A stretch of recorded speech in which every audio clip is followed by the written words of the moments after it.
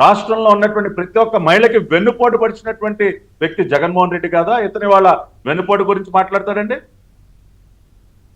అదేవిధంగా అమరావతి ఏం చెప్పాడండి అసెంబ్లీలో?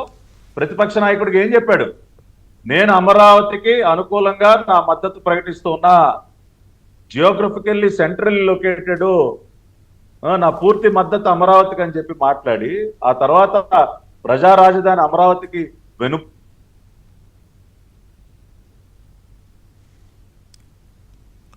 పడవలేదా నువ్వు?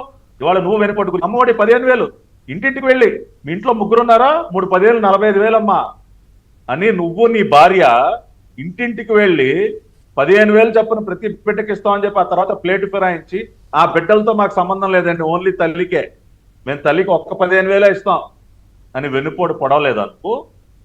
అది కదా నిజమైనటువంటి వెన్నుపోటు అంటే. ఇవాళ అందుకు కదా తల్లికి వందనం పేరుతో మేము ప్రతి బిడ్డకి 15,000 రేపు జూన్ 12 లోపల మేము ఇస్తా ఉన్నాం.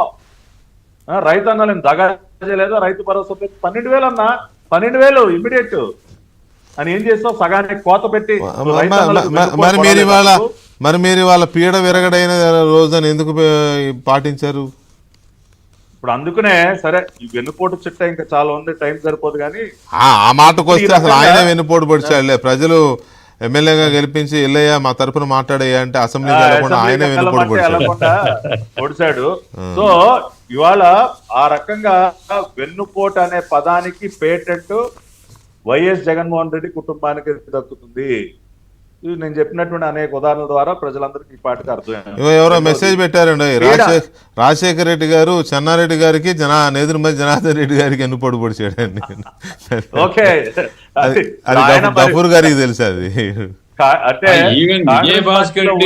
విజయభాస్కర్ కడప పోతే చెప్పులతో దాడి చేయించండి. అవును అవును, అది పెద్ద ఇష్యూ కదా. మీటింగ్ పెట్టి చెప్పులు వేయించి విజయభాస్కర్ దూరంగా ఉమ్మని. సో ఆ రకంగా తండ్రి యొక్క చరిత్ర అది.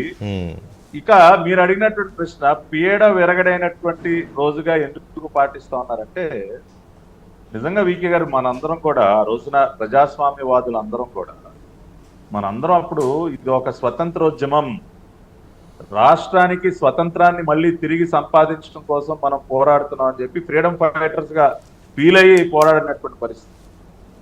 ఒక రకంగా మరి జూన్ 4, 2024 రాష్ట్రానికి స్వతంత్రం వచ్చింది. జగన్మోహన్ రెడ్డి అనే ఒక నియంత పీడ విరగడైందనే ప్రజలు భావించారు. నాకు ఇంకా గుర్తు వీకే గారు, కౌంటింగ్ నేను ఆ రోజున Vijayawada parliament chief election agent ఉంది, కౌంటింగ్ సెంటర్ లో ఉన్నాను.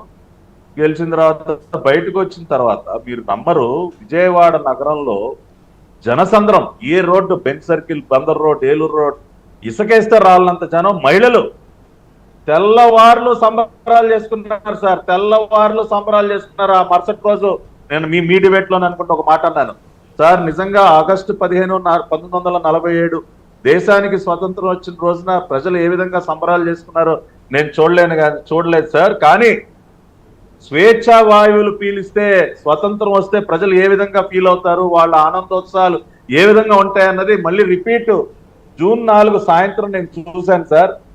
ఆ రోజు చూడలేకపోయినా ఈ రోజు చూశాను సార్ అని చెప్పి నేనే అన్నాను. అంటే అటువంటి ఆనందోత్సవాలు అంటే ఎక్కడికక్కడ అంటే గొంతు నులివినట్టు పరిస్థితి కదండి. ఇప్పుడు అన్ని సామాజిక వర్గాలు, ఇవాళ మనం SC BC ST minority, doctor Sudhakar గారా, లేదంటే కిరణ వరప్రసాద, ఇట్లా అన్ని వర్గాలపైన ఆయన చేసినటువంటి దాడులు, ఆయన పెట్టినటువంటి హింస, జే ట్యాక్స్ పేరుతో వ్యాపార వర్గాల్ని పెట్టినటువంటి హింస, జిఎస్టీ ఏమో కానీ జే ట్యాక్స్ కదా ఫుల్ గా, అన్ని యువతను మోసం చేసినటువంటి పరిస్థితి. కానీ ప్రతి ఒక్కళ్ళు కూడా ఎప్పుడెప్పుడు పోతాడు రా బాబు అంటే, పోవటం అంటే ఇంకో రకంగా కాదండి, ఈ అధికార పీఠ నుంచి ఎప్పుడు బాబు అని చెప్పి దిగిపోతాడని. కాబట్టి కళ్ళల్లో 1000 ఒత్తులు వేసుకుని ఎదురు చూశారు సార్. ఆ రిజల్ట్ రాగానే నిజంగానే అందరూ పీడ విరగడైంది, దరిద్రం పోయిందని చెప్పి అందరూ కూడా సంబరాలు చేసుకున్నారు. కాబట్టి వాళ్ళ మా జన సైనికులు వాళ్ళందరూ కూడా పీడ విరగడైనటువంటి దినంగా పాటిస్తా ఉన్నారు. ప్రజా తీర్పు ప్రజలు దీవించిన దినంగా, ప్రజలు వారు ఇచ్చినటువంటి తీర్పుతో దీవెనలు అందించిన దినంగా మేము పాటిస్తూ ఉన్నాం.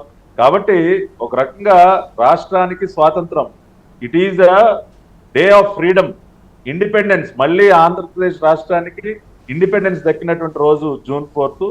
కాబట్టి ఈయన గారు కడుపు మంటతో ఆయన గారి 30 ఏళ్ల సీఎం పీఠ కాల చేసేసరికి దాన్ని ఏదో వెనుపోటుగా చిత్రీకరించిన ప్రజల యొక్క స్పందన కూడా చూశారు. ఇంకొక పాయింట్ ఏంటంటే గఫూర్ సాబ్, జగన్మోహన్ రెడ్డి గారి 5 ఏళ్లలో మన